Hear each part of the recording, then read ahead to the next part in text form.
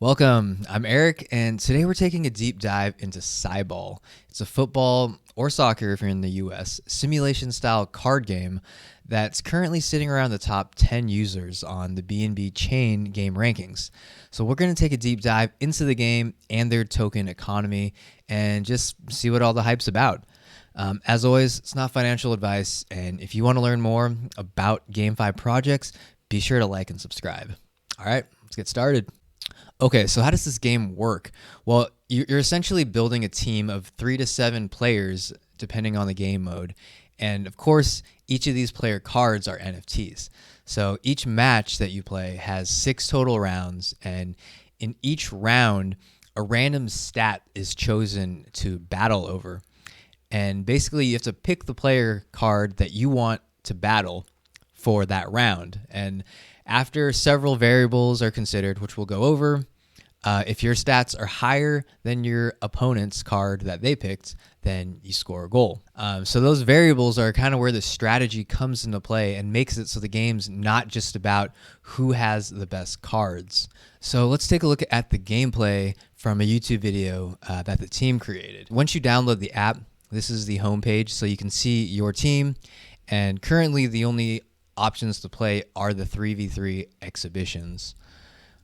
So let's start this so we can talk about it. Yeah, 3v3 exhibition.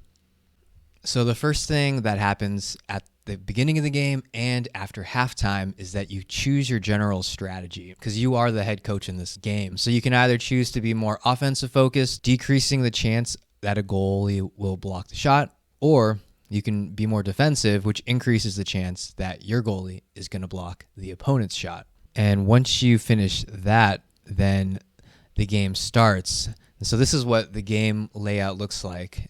You can see that you have right here, there's a time limit. So there are 6 rounds total, 3 in each half, and you have 30 seconds to make your move each round. So how it starts is that every round, there's going to be a prompt that tells you what stat you're going to be battling over. So in this case, the stat that they're going to look at, it's solo, so you're only going to pick one card, and the stat that they're going to compare is physical. Once you start, you can see that you have your players on the left, and it actually highlights the relevant stat for each round. So you're going to want to compare these numbers to pick the highest one. In addition, like I had mentioned in the intro, there are other variables that affect if you win the round and score a goal. And that's down here, which are called tactic cards. So it's basically it's a randomized deck of stat or team boosts that you can use each round to help give you an advantage. And you can see the cost for each card right here. And that's important because each half you have 4 points to spend. So you want to make sure you allocate those points wisely. So just as an example, so you can see what these cards do, like this card here that the guy's scrolling over says doubles the Cybloc's passing for this key event or round. This card here mentions that your opponent can't play a tactic card in the next key event or round. The white paper actually talks about all the different cards and their the probability that they'll get dealt into your hand. And these cards actually, as far as I know, are not NFTs. So basically, everyone's playing on the same level field when it comes to these tactic cards. All right, let's just continue playing the video just so you can see what happens after everything's picked. So this guy picked stun, and basically now it's just playing out, and it's just, some animation to make it a little more interesting. And because our stats that we picked were higher than the opponent, we scored a goal. And you could see here that they kind of give you the summary of that round and what happened. And the traits are something that's connected to these players. So each player has the potential to have 0 to 3 traits. So that's another big aspect to determine like the value of these players. All right, let's just continue this. Yeah, basically it goes on to the next round. So now the next round is solo shooting. So you pick one player who you think has the highest shooting stats.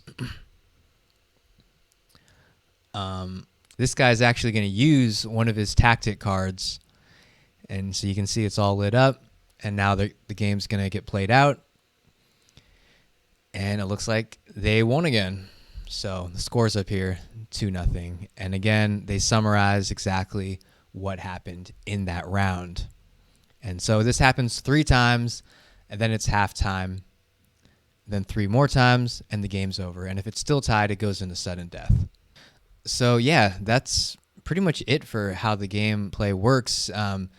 It's simple, yet it seems like you can get pretty strategic in, picking your team as well as playing and utilizing those trait cards in the game. At the same time, you also know what your opponent has. So there's also that strategy of looking to see what they have and basing your moves and traits used in relation to what kind of cards they may have. The last thing is that these games are really short. So they have 6 rounds total, and if you only have 30 seconds to make a decision, that ends up being 3 minutes per match. And that's assuming it takes 30 seconds. Most likely it'll be shorter. Okay, let's take a deeper look at these NFTs or players that you need to have in order to play the game. I'm in the marketplace right now from their website, and you can see that the floor price is $173.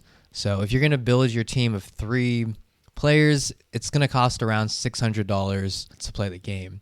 Now, they do have some kind of leasing system so you can rent players, but I'm not so sure if it's currently, if that's something that's coming in the future, or if it's there already. It's just that you need to be part of a guild in order to use that.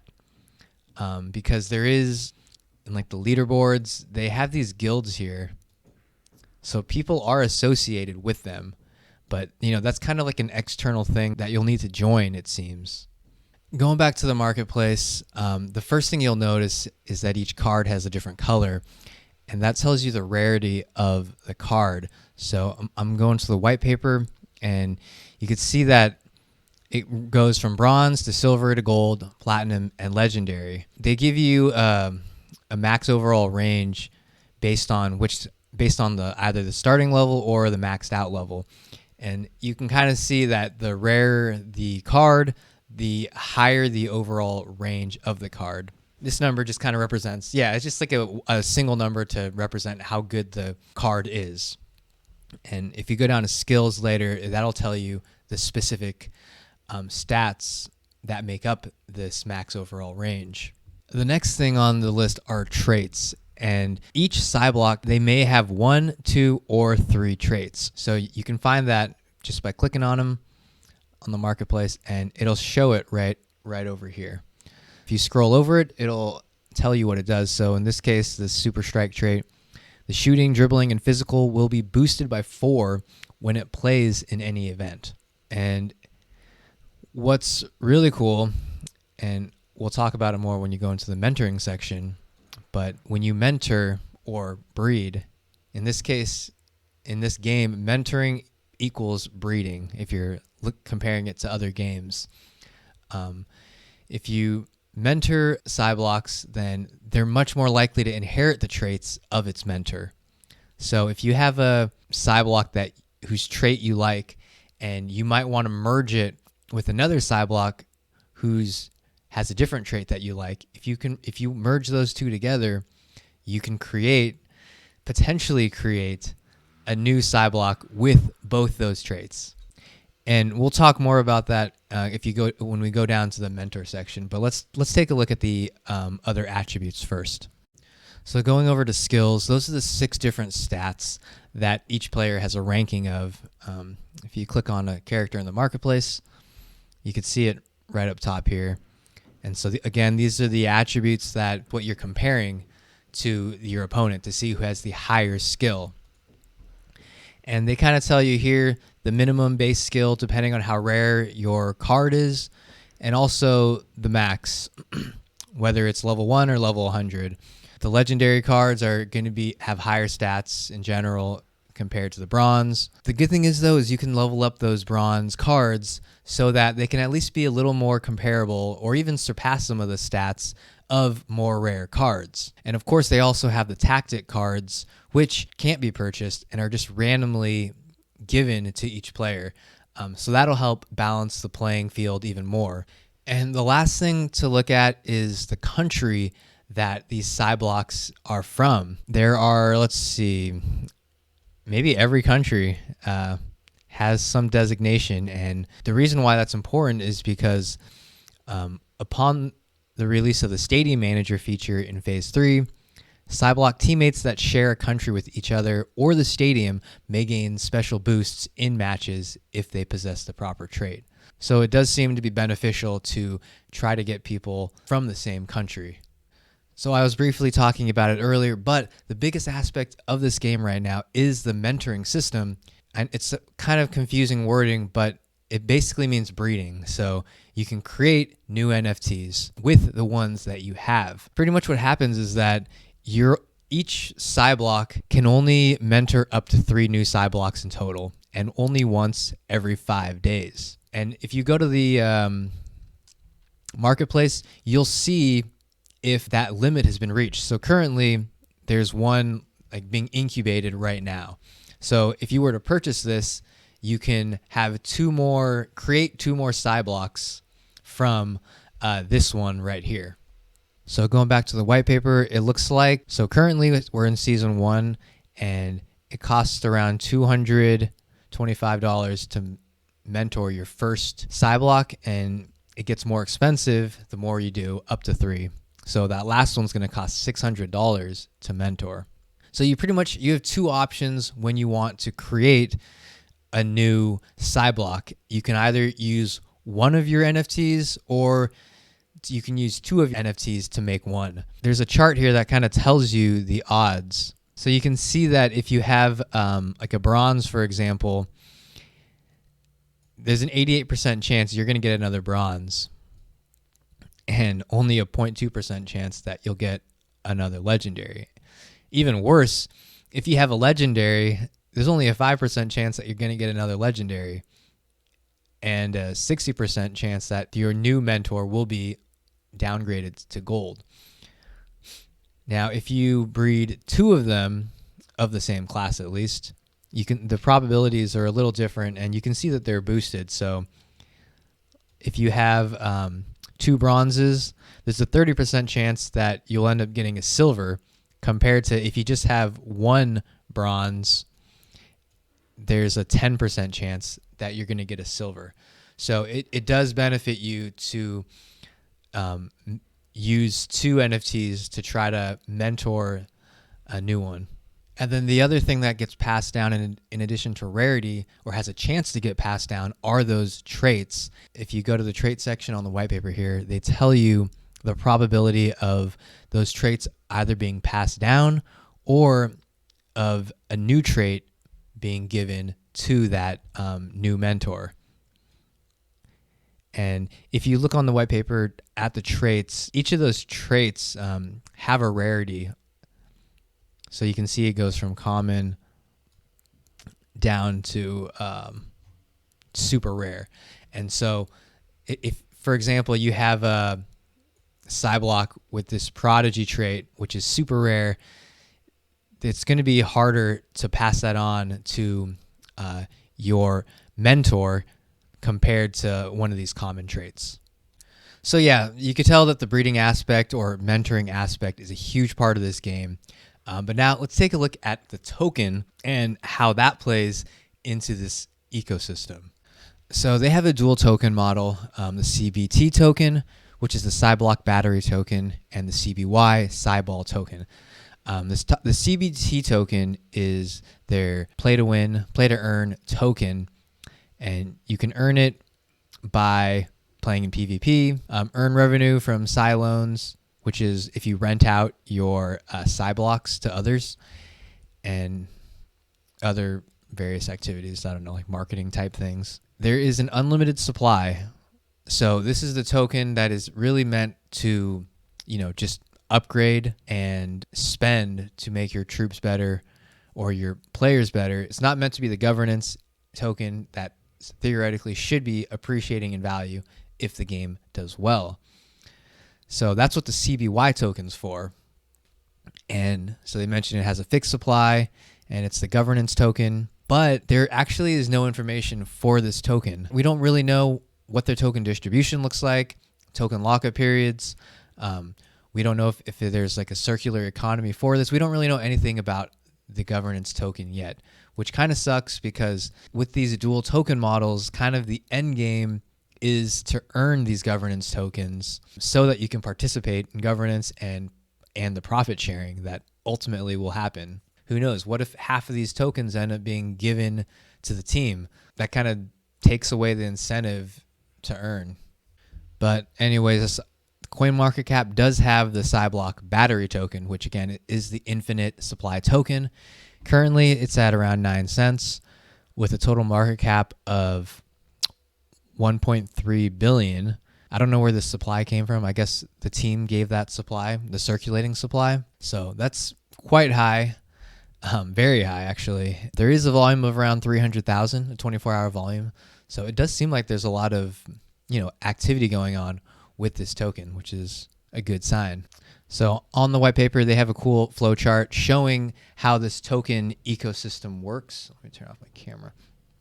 So basically, as the user, you start here. Of course, you're going to be buying those Cyblocs. Ultimately, you're going to mentor and breed and create more Cyblocs, which you are either going to use to get better, or you can sell them off and earn that way. As you play more, you're going to be earning those CBT rewards. And if you play in the league, you'll also be earning those governance tokens. But those CBT or those token rewards can be sold off for profit or to purchase more Cyblocs so that you can breed more Cyblocs and continue that cycle of getting a stronger team so that you can win more and move up on the rankings. And then, of course, once you get good enough Cyblocs, you can eventually loan them out to others and earn a profit on what they earn. So yeah, that's kind of how this system works. Looking at the team, the co-founder, Aaron Yee, he's an ex-Animoca product manager with over 10 years of experience in game development. Animoca is definitely one of the bigger companies in the GameFi space, so that's definitely a good sign that he has been working with them. The other co-founder is the founder of Tomo Chain, which I don't know too much about, but he must be pretty smart if he founded that Tomo Chain, so it's definitely a lot of knowledge to bring to this project. And yeah, they have a few other co-founders here, so you can learn about that. Back on their homepage, scrolling down to take a look at their partners and investors. The main one they're highlighting is Bitcraft, who I haven't heard of. If you go to their website, though, they're like a VC fund. You can go down to their portfolio and see that they don't just invest with crypto companies like Epic Games, for example. Immutable, that's a big gaming platform right there. So yeah, they have a lot of, looks like some pretty big name companies as part of their portfolio. Impossible Finance, I don't know much about them either, but if you go to their webpage, they're kind of like a incubator or launchpad. So I didn't see Cyball. They don't show Cyball on here as featured, but they do have a lot of other projects. And Animoca, which I talked about, they're definitely one of the bigger names in the NFT and GameFi space. I've talked about them before. We don't need to go too much into these guys. They're pretty well known.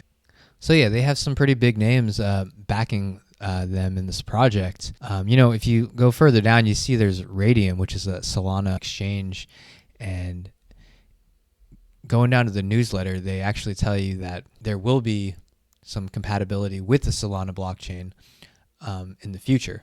So it'll be cross-platform between BNB chain and Solana eventually. Regarding the audit, it does look like they have one with Verichains. I didn't see it on their website, but if you just do a Google search, it comes up under like the Verichains GitHub. So that is there to look at. And lastly, the social metrics. I mentioned in the beginning of the video that they were ranked top 10, and right now it's actually they're 11th in terms of users on the BNB chain platform. So they're pretty new. The app's pretty new. Let's see, when did it come out? It seems like it came out at the end of March. So, in a month, they're already pretty popular. And the other social aspects, of course, is their Twitter and Discord. The Twitter, they have 62,000 followers, and they post pretty frequently. Going to Discord, they have 85.5 thousand Discord members, which is actually surprisingly large compared to the other projects I've been looking at. It's like the second largest compared to Bombcoin. And Telegram is 19,000. But I don't know. It's, as I said in all the other videos, Telegram's kind of useless to get info from these days. So really, it's just all about Twitter and Discord. And yeah, that's about it. To kind of summarize, pros, definitely some good partnerships and investors, especially with those Animoca ties that like the CEO of this project has. So I think that'll really help with the visibility of this project and just the reputation as well. In addition, this is just a unique kind of fun looking game. Really, it puts an interesting spin on card games, and it's always good to have something different to play and try out. And I think this does seem like more of a play and earn game rather than a play to earn game. Cons, the biggest one, of course, is there's no info yet on the governance token. So really, it's impossible to tell how fair that token distribution is or whether there's even like a circular token economy. Of course, we do know that there is a governance token, and so that does imply that there will eventually be some sort of profit sharing, but we just don't have the specifics on that. So you just got to wait and follow up to see what's going on with that info. And the other con is that there's a pretty high entry fee if you don't plan on renting to start out, which is not available yet as far as I know. So it will cost you around $600 to get into the game, and of course those $600 are going to get you like the cheapest NFT cards, which probably aren't going to be the best. So you have a harder uphill journey to get good and kind of develop your team if you go that route. That's about it. If you're interested in other potential card games that on the Binance Smart Chain, be sure to check out my review of Draku Masters over here. Otherwise, thanks for watching, and I'll see you soon.